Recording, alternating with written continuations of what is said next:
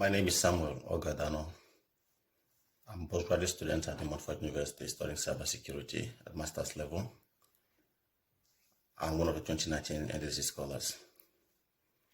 I'm doing this video to explain my plight, what I'm going through, and the risks I have to take to survive because I had no choice than to do what I'm doing right now. Back in before the COVID-19 situation or pandemic, I had to do strenuous jobs, irrespective of my health situation. I had to work with DPD and pick up some other jobs, cleaning job in Nest and other ones to survive, to pay my bills and do other things. But when the COVID-19 struck, and most of these places had to go down, they had to shut down because of the lockdown that came,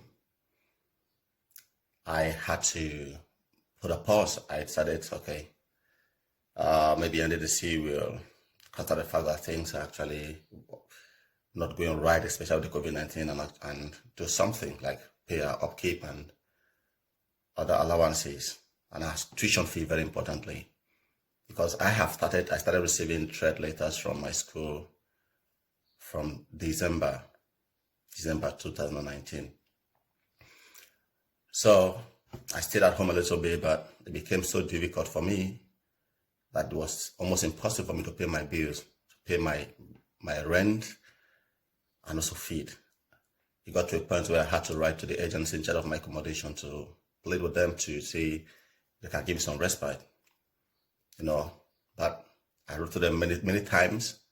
I still have the mails in my mailbox, but they refused to do anything. They refused to help. They said somebody, even if they allow me to stay there without paying my rent, somebody is still paying the bills, the gas bills, the internet, and other ones. I wrote to Leicester City Council when I heard they also support people who are passing through difficulties occasioned by this COVID-19. I wrote to them. They couldn't help. They said if I need some food, they can deliver food to me, but they can't do anything about the rent. I managed to pay my rent that month, but there was no hope for the next month. The only choice I had was to, of course, take up a job in a care home. At the heat of the moment, that time, the COVID-19 situation was very high. And we all know this story about the numbers of cases recorded in care homes across the UK. I had no choice. I had to do it. I took up that job and started going to the job, had to give personal care. I have to shower some residents. So I have been doing that. I'm still doing that as I speak with you. But the thing is, this has forced me, I have exposed myself so many times to the COVID-19 situation, and trust me, this is not what I signed for. This wasn't what I signed for at all. I never knew that taking up a scholarship with NDDC, an organization that we all know, there's a lot of money in there, will abandon us like this to our fate. This is just one of the many stories we are going through, the many things that many other scholars are going through across the globe, not just in the UK. As I speak with you, I have done 3 COVID-19 tests. I have had to go on self-isolation for over 2 weeks, once, because I have been at risk. I have come in contact with people who have tested positive in my place of work. And I am in Leicester, and Leicester is the only city in the UK under a lockdown right now because of the rising cases of COVID-19. Because of these and many other things, we now do COVID-19 tests every week in the care home where I work. I'm sure that is now how other care homes operate too. Every week and every morning when I get to my place of work, we have to do a temperature check. That's to tell you how risky it is. That's to tell you the level of exposure we are having. When we get there, you have to don yourself with all the PPEs, put on the gloves, put on the nose mask, the face shield. But even at that, we still do COVID-19 tests. I've had colleagues who had the COVID-19 who've tested positive and had to go on self-isolations. even at the level of management. It's only God that has been sustaining and protecting me. The question I keep asking myself sometimes is, what have we done? What wrong did we do in applying for this scholarship? What wrong do we do in aspiring to dream, to pursue our dreams? Some of us would not have afforded to come to the UK and for education or for whatever thing, if not for the scholarship. And I'm grateful they gave us this opportunity. But giving us the opportunity and then leaving us to our fate is not what we signed for. I have received more than 3 mails. I can send them to you, to anyone who want to see them, from my school, threatening. The other one they gave 7 days. The last one they sent to me, I had to start writing to them. I explained to them. The director of finance in the commission died. The government banned flight, interstate travels, and all of these. And these are the reasons I shouldn't be doing that. The commission should have reached out to them. If for whatever reason they are not able to pay, the least they can do is reach out to those people and tell them, look, this is what is happening.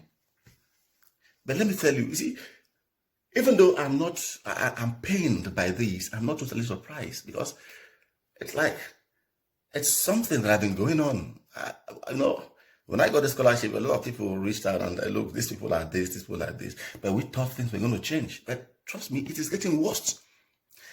The most painful of these is that the NDDC have never communicated with us officially, checking on us, or, explaining things to us. Even though the COVID-19, they couldn't even write to us. Said, okay, we understand how it is over there, and our heart goes out to you, and we please take care of you safe and all of that. They haven't done anything. And it's laughable that the executive director of project will come on TV and say they have assigned money to themselves to come and attend our graduations. Come on. What graduation are you attending? Do you think the schools will allow us to graduate when you haven't paid our tuition? You don't even write to them. Okay, you've paid yourself money to come for graduation. Did you have even written to us to tell us that, look, we are coming to visit or supervise or verify or whatever you're coming to do? You haven't. It's crazy. Look, we can't continue like this. We are suffering here. We have written to them before they could pay us the takeoff grant that was supposed to have been given to us before we left Nigeria. Before they could pay that money back in April, we had to make all the noise. And up to now, some of the scholars have still not gotten that money.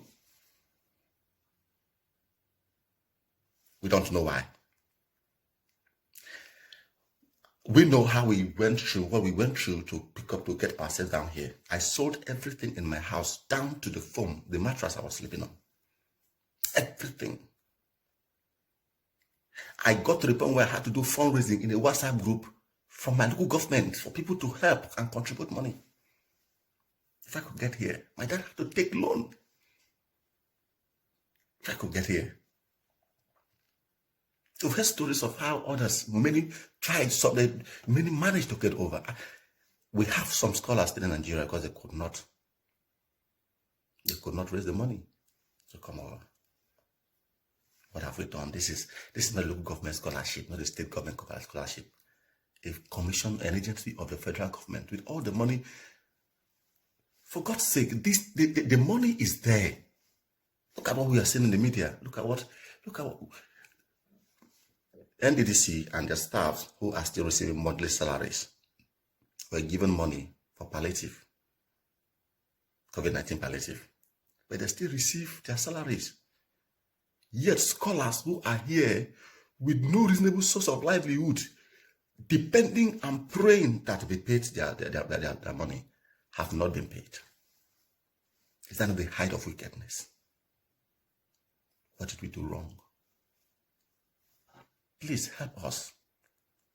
Whoever can help us, reach out to them, help us. We are helpless. We don't even know what to do anymore. We've written letters. We've done social media campaigns. We got to a point where they blocked comments on their Twitter because of us, trying to shut us up. They block commenting. It got to a point where when we see most of their tweets, even sometimes YouTube videos, we go there to comment, they delete our comments. What did we do wrong? What have we done? Was it a crime that we took up the scholarship? This scholarship was not given to us on a platter of gold. We applied, we wrote exams, we went for interview. I'm not a child of a politician. I'm not a child of one rich man back in Nigeria. I'm a child of one retired police officer who is now in the village doing farm work.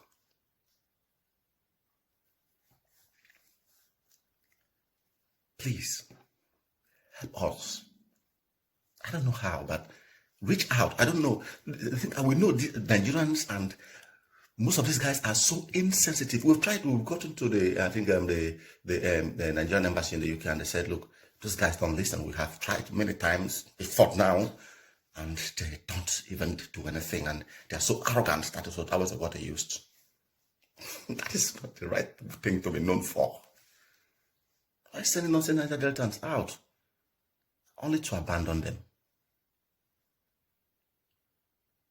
I don't know if you are a politician who lobbied for the scholarship. I didn't have anybody lobbied for me. God gave it to me. God helped me to go through it. No connection. Please help us. Thank you.